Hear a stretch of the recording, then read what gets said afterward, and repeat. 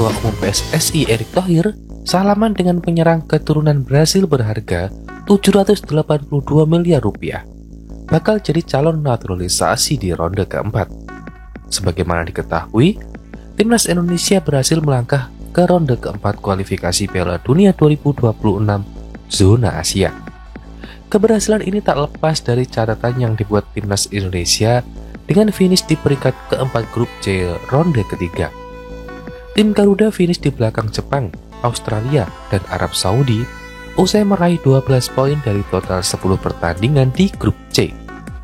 Di ronde keempat, Indonesia tinggal membutuhkan 2 kemenangan saja guna meraih mimpinya tampil di Piala Dunia 2026. Namun untuk meraih 2 kemenangan ini bukanlah perkara mudah. Pasalnya tim Merah Putih harus siap bersaing dengan 5 negara Timur Tengah yang juga lolos ke ronde keempat. Karenanya, muncul harapan agar Indonesia menambah pemain naturalisasi untuk menambah kekuatan yang ada di skuad saat ini. Salah satu posisi yang dirasa butuh suntikan tambahan adalah penyerang. Pasalnya Indonesia tak punya penyerang tunggal, tengah murni, atau target man. Di tengah harapan ini, Ketua Umum PSSI Erick Thohir justru tampak bersalaman dengan penyerang keturunan Brasil seharga 782 miliar rupiah. Siapa sosok penyerang keturunan Brasil itu, dan apakah dirinya menjadi calon naturalisasi di ronde keempat? Dalam unggahannya di media sosial Instagram, Erick Thohir tampak bersuah foto dengan 2 sosok keturunan Brasil dan Argentina. Sosok keturunan Brasil itu berposisi sebagai penyerang, sedangkan sosok keturunan Argentina itu berposisi sebagai fullback kanan. Adapun sosok penyerang keturunan Brasil yang salaman dengan Menteri BUMN itu adalah Ronaldo Nazário de Lima atau akrab disapa Ronaldo.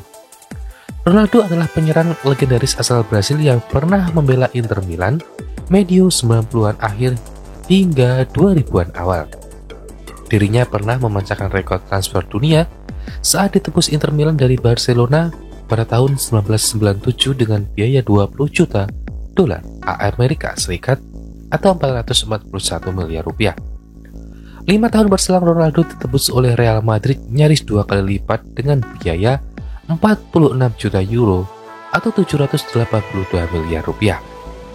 Kini penyerangnya akrab disapa R9 itu tak lagi berkecimpung di lapangan hijau usai dirinya memutuskan pensiun pada 2011 karena cedera dan kondisi fisik. Terlepas dari hal tersebut, pertemuan Erick Thohir dengan Ronaldo dan Javier Zanetti tercipta di opening ceremony Piala Dunia antara klub 2025 buatan FIFA. Ajang tersebut digelar di Amerika Serikat dan diikuti oleh 32 klub yang jadi jagoan dari 6 konfederasi di seluruh dunia. Dalam pertemuan dengan para legenda itu, Erick Thohir mengaku banyak berdiskusi soal perkembangan di kancah sepak bola. Kami diskusi tentang perkembangan sepak bola di dunia, terutama di Eropa, Asia, dan Amerika Selatan. Bunyi keterangan Erick Thohir.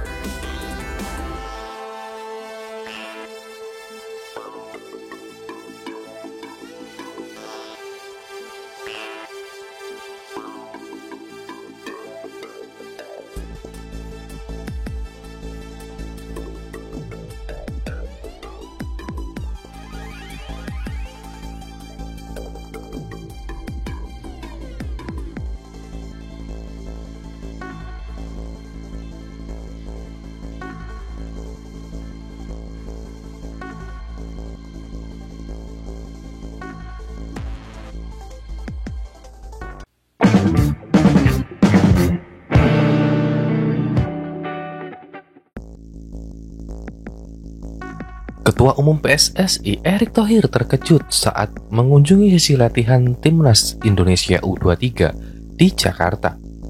Dia kaget saat melihat Muhammad Ferrari masih ikut dalam skuad.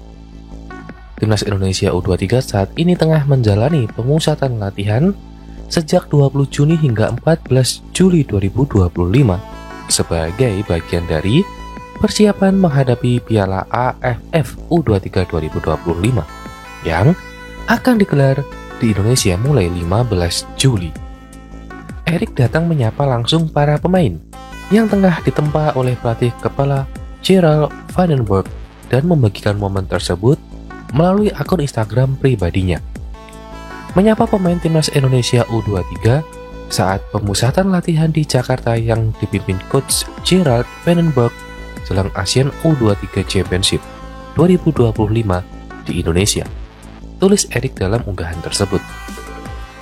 Persiapan yang dilakukan timnas U23 agar bisa meraih hasil terbaik untuk Indonesia di Asian Cup U23 Championship 2025 yang dimulai pada 15 Juli mendatang. Lanjut dari Erick Thohir. Namun, satu momen tak terduga terjadi.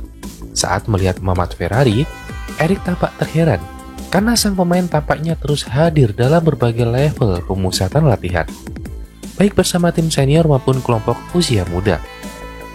Masih di sini masih muda ya, celetuk Erik sambil tersenyum, yang langsung disambut senyuman dari Ferrari. Sebagai tuan rumah, Indonesia akan menyelenggarakan turnamen di Stadion Utama Gelora Bung Karno, Jakarta, dan Stadion Patriot Candrabaga, Bekasi. Dalam fase grup, timnas Indonesia U23 tergabung di grup A bersama Malaysia, Filipina, dan Brunei Darussalam. Sementara itu, grup B berisi Vietnam, Kamboja, dan Laos, sedangkan grup C dihuni oleh Thailand, Myanmar, dan Timor Leste.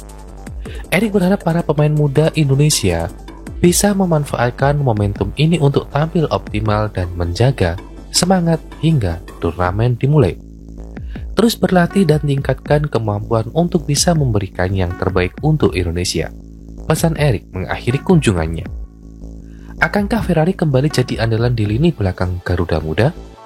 Semua mata tertuju ke skuad asuhan Vandenberg yang bersiap menyambut tantangan besar di tanah sendiri.